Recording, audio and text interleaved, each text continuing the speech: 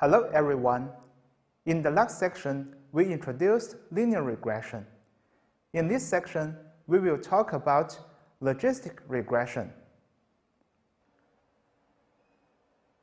Logistic regression is one of the basic and popular algorithms to solve the classification problem.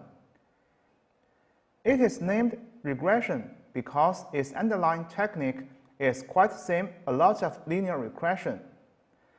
So logistic regression is basically a method which is used to predict a dependent variable, give a set of independent variables such that the dependent variable is categorical.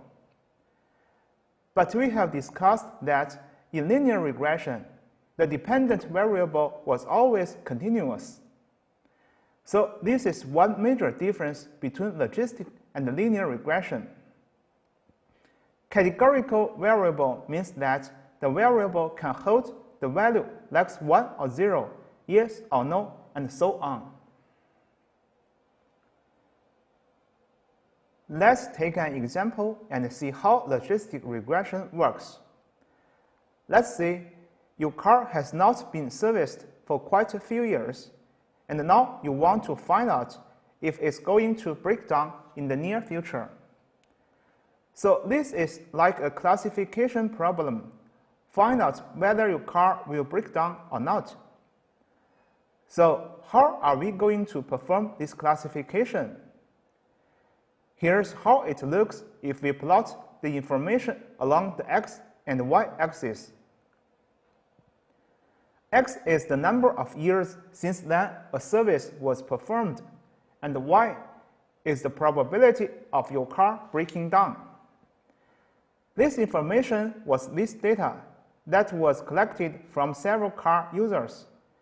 It's not just your car, but several car users. So that is our labeled data. We plot the data along x and y axis, and we get this curve. So from this graph, we can find out whether your car will break down. Let's see how. First of all, as we all know that the probability can go from 0 to 1. And as time goes by, the probability is increasing.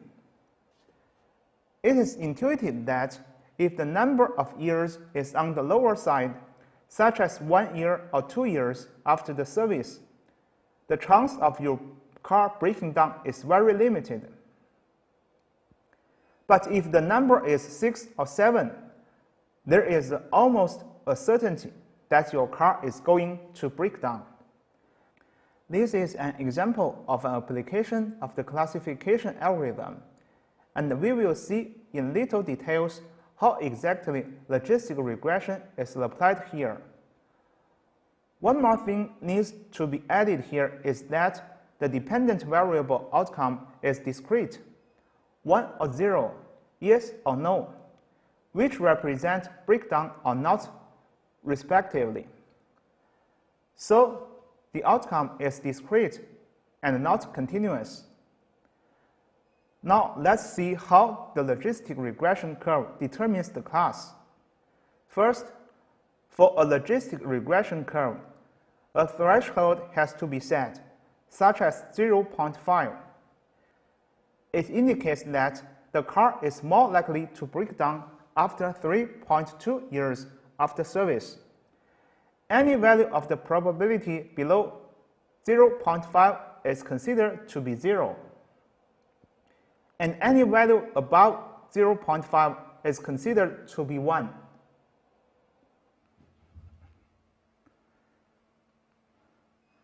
Although the name of logistic regression contains the term regression, it is not a regression algorithm, but a classification algorithm.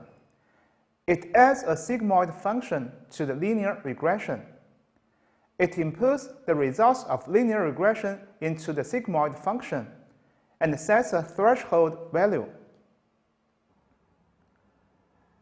Unlike linear regression, logistic regression is used to solve classification problems. Can linear regression do the same thing? For example, as shown in the figure, where x is the data point, the size of the tumor, and y is observed value, whether the tumor is malignant or benign. If we get a linear regression equation and the threshold by fitting the data, we can use the threshold to determine whether it is benign or malignant. By linear regression model, we can predict whether it is malignant according to the tumor size.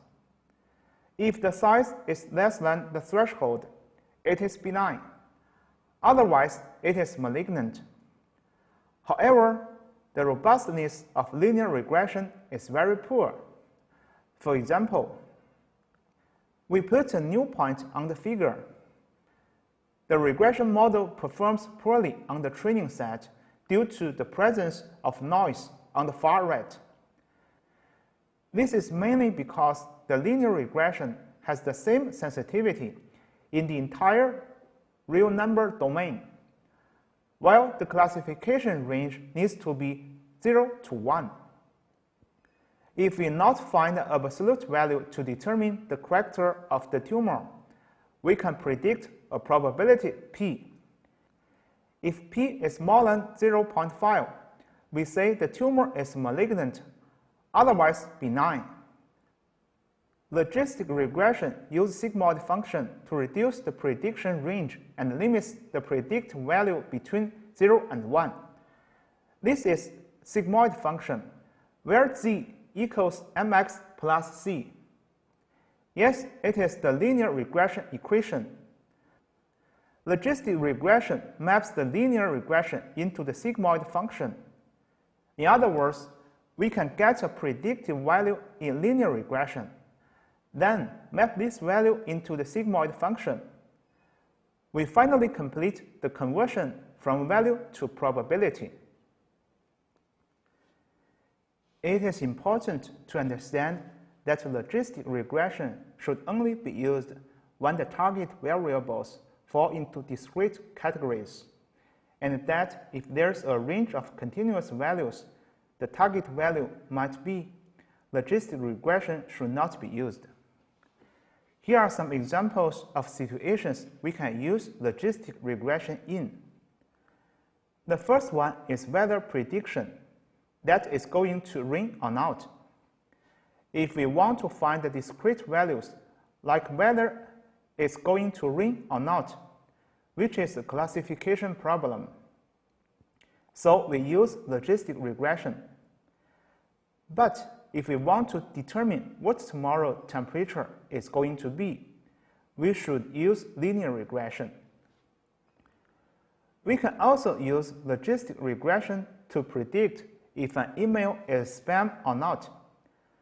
When using logistic regression, a threshold is usually specified that indicates at what value the example will be put into one class versus the other class.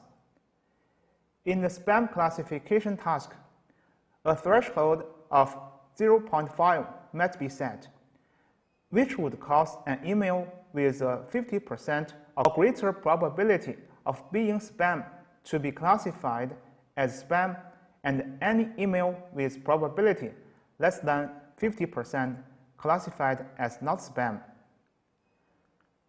Logistic regression can also be used to identify the different objects that are present in the images and categorize them.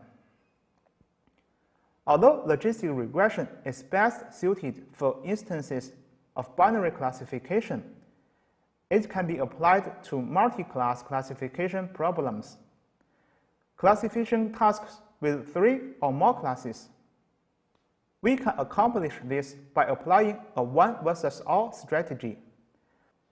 Let's say you have 3 different classes that instances in your dataset could fall into, and if you had these 3 classes, you could treat them as 3 different binary classification problems.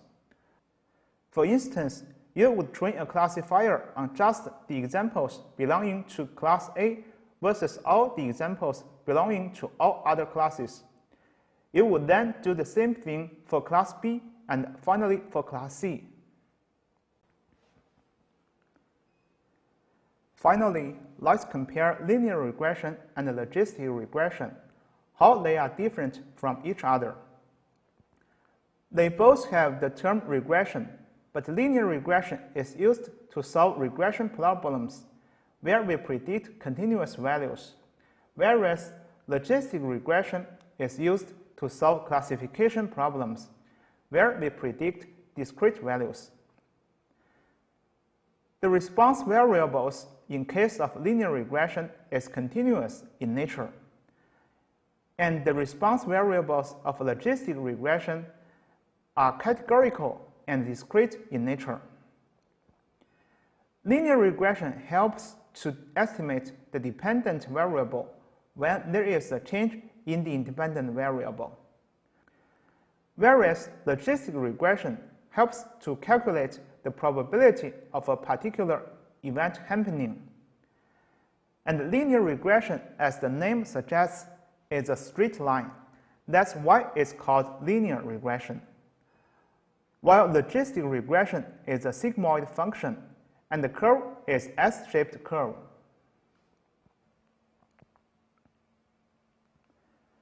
This is the end of this section. Thanks for watching and welcome to the next period.